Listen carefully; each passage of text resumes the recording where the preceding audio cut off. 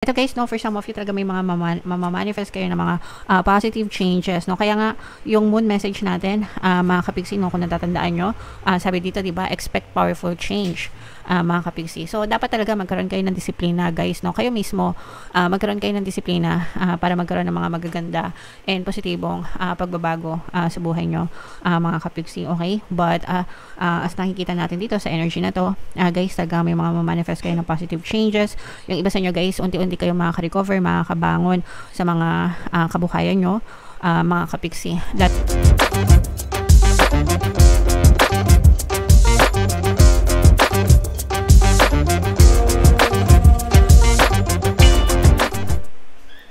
Hello guys, hello Virgo, welcome back to Pinoy Pixie tayo. Ang pamagat ng episode natin for tonight is New Moon Kapalaran para ngayong June to July para sa Virgo, Sun, Moon, Rising Sign, and Venus.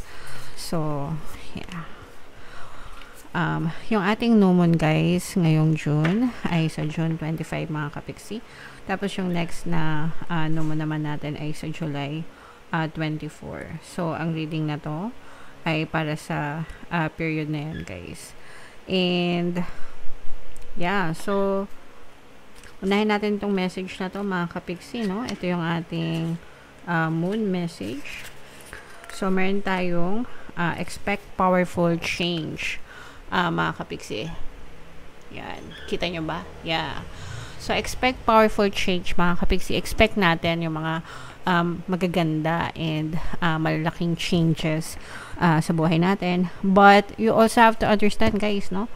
Hindi magbabago yung buhay nyo hanggang hindi kayo nagbabago. Kahit ilang tarot reading yung panoorin nyo ng paulit-ulit, puro blessings, pagpapala, abundance, hanggang hindi kayo nagbabago, your life will not change. So paulit-ulit ako dyan guys. You have to change your pattern, your behavior, your thoughts, your personality, lahat, mga kapiksi. So, yeah, you have to be on top of your game palagi, guys. Alright? Never mind the past, okay? Life evolves every single day. So, yung past, tapos na yun, guys, no? Past has passed. It's over. What happened yesterday, nangyari kanina, 'di ba? 5 minutes ago, 1 second ago, it's over, tapos na. So, wag niyo nang ulit-ulitin pa sa isip niyo, wag na kayo magmokmok. Move on, stop thinking about it. Focus on your present and focus on your future, guys, okay? Every day nagbabago and dapat magbago kayo para magbago din yung buhay niyo. Yes, 1,000 times yes, no? So, palagi niyo lang sabihin yes. Mga kapiksi, yes is a very affirmative word.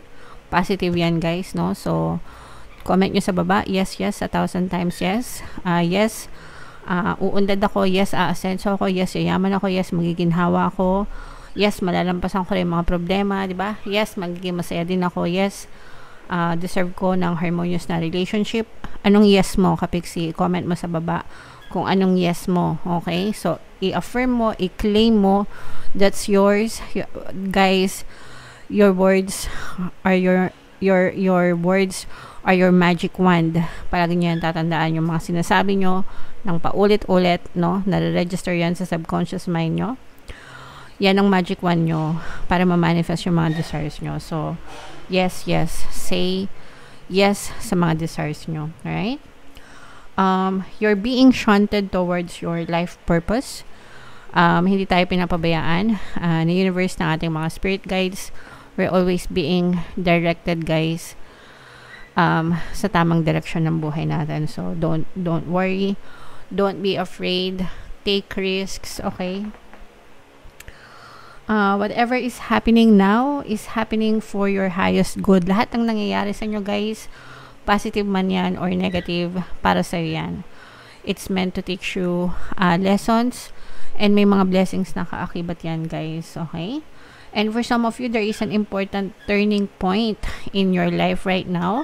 Maaaring meron kang na-experience and alam mo yun, magkakaroon ng turning point, pagbabago, di ba? U-turn sa buhay mo.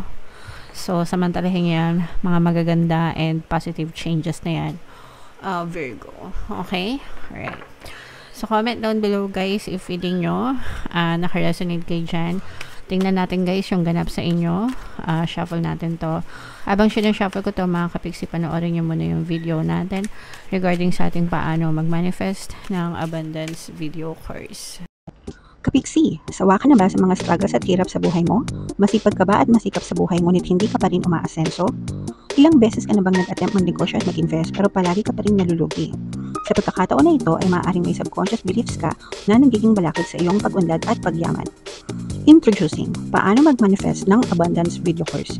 Dito ay matututunan mong ma-overcome ang mga balakid mo para tuluyan ka ng umunlad, umasenso, sumagana, maging matagumpay, successful at maswerte sa iyong kabuhayan, pera, trabaho, negosyo, salapi at kaperahan ng bonggang-bongga. Dali, mag-send na ng email sa pinoypixitaro@gmail.com at simulan na ang iyong pagyaman ngayon. Alright, so sa lahat ng gusto mag-avail ng course guys, naka-flash sa screen nyo. Una, meron tayong paano mag-manifest ng abundance video course. Meron din tayong paano mawala ang third party at magkaroon ng harmonious na relationship. And meron din tayong paano pabalikin si ex, revise, breakup. So sa mga interesado guys, mag-send lang kayo ng email sa pinoypixitaro@gmail.com. So Virgo guys, kayo ay represent ng King of Pents sa ating spread. Ito yung ating moon energy. Mga kapiksi, latag natin yung spread nyo guys. And by the way, sa mga naghahanap ng mga pampaswerte na lucky charms, lucky bracelet guys, may mga items na makikita kayo sa description box nitong video. Click nyo lang yun, check out nyo lang mga kapiksi kung gusto nyo. Alright, so this is both negative and positive. Mas maraming positive dito mga kapiksi, no? So matatabunan din yung mga negative energy. Sa negative guys, nakikita lang natin na merong konting stress, lalo na sa mga negosyante, mga kapiksi, no? So kung kayo ay may mga business, negosyo, kahit anong klaseng negosyo pa yan, parang medyo nagkakaroon lang kayo ng konting stress sa pag-handle ng business nyo, mga kapiksi, okay?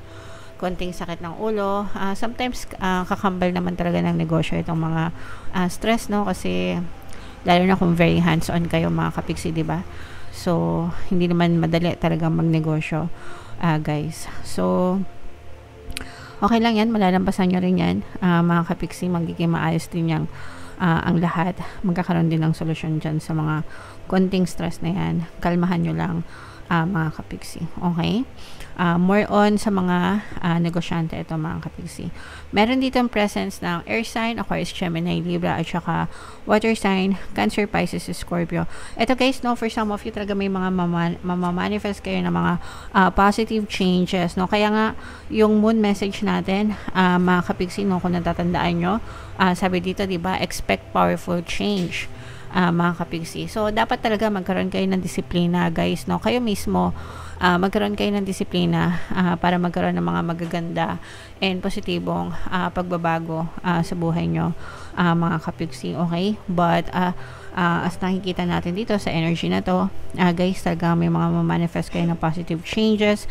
Yung iba sa inyo, guys, unti-unti kayo makaka-recover, makakabangon sa mga kabuhayan nyo, mga kapiksi, lalo na kung nagdanas kayo ng mga problema, mga pagsubok guys, no? Makakabawi din kayo, mga kapiksi. At saka yung iba sa inyo guys, no, ang nakikita natin dito is parang marunong na kayong mag-filter, kaya nagkakaroon kayo ng positive change kasi nag-filter kayo. Ibig sabihin, kapag nega, dinededma nyo na, kapag toxic, binablock nyo, yung mga ganon.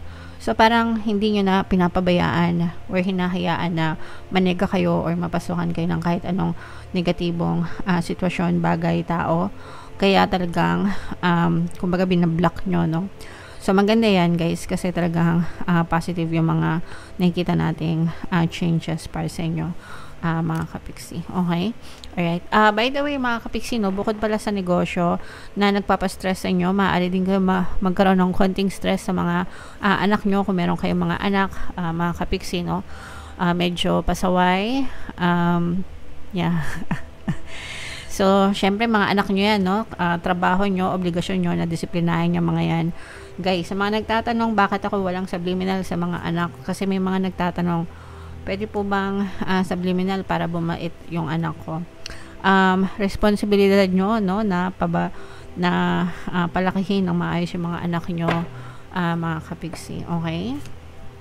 So, what else, Virgo? Tingnan pa natin, guys. So, meron ditong presence ng Earth sign, Aquarius, Gemini, Libra. Wow! So, for some of you, maaaring may air element kayo sa inyong natal chart din, or you may be dealing with another air sign. Ito guys, no, angel number 999. I-check nyo yung ibig sabihin niyan guys, baka may additional na mensahe sa inyo ang inyong mga anghel gabay. May mga magagandang balita. Good news ito sa pera mga kapiksi. Nagkakaroon ng magandang progress sa kaperahan nyo, kung ano man yung source of income nyo. At saka yung iba sa inyo guys, talagang, eto no, sabi ko nga na ma-manifest nyo yung mga desires nyo, yung mga gusto nyo. For some of you, maaaring may mabili kayong gusto nyo, no? Lalo na kung pinag-iipunan nyo. Let's say for example, nag-iipon kayo pang down para makabili kayo ng kotse, or makabili kayo ng bahay, or makabili kayo ng mamahaling gadget. Whatever guys, meron kayong pinag-iipunan. And maaari nyo mabili kung ano yung gusto nyo. Virgo, yung mga matagal nyo ng pinag-iipunan guys. Okay? So, ipon-ipon lang talaga. Tiyagaan lang mga kapiksi. Yeah, so makakamit nyo din yung mga bagay na gusto nyo guys, no? At saka mas peaceful kayo, very peaceful. Aside dun sa mga stress, no? Syempre pag stress kayo, hindi kayo peaceful. Pero kung hindi naman kayo nakaranas ng stress mga kapiksi, kabaligtaran nyo, nararanasan nyo, sobrang peaceful naman yung inyong maaring ma-experience na sitwasyon ngayong no moon season. Let's say for example, wala ka naman business or wala ka naman anak, di ba? So, yeah, very peaceful naman yung takbo ng energy nyo, Virgo.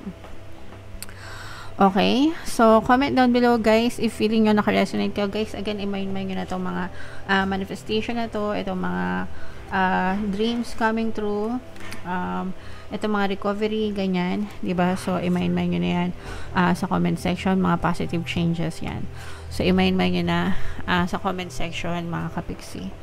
And for more tarot readings guys, ito yung playlist nyo. Ito naman yung ating success stories ng paano mag-manifest ng abundance video course. Click here to subscribe guys. Ito yung ating mga pampaswerte subliminals. Thank you for liking, sharing, and subscribing mga kapiksi. See you next time. I love you all guys. Have a nice day. Bye-bye.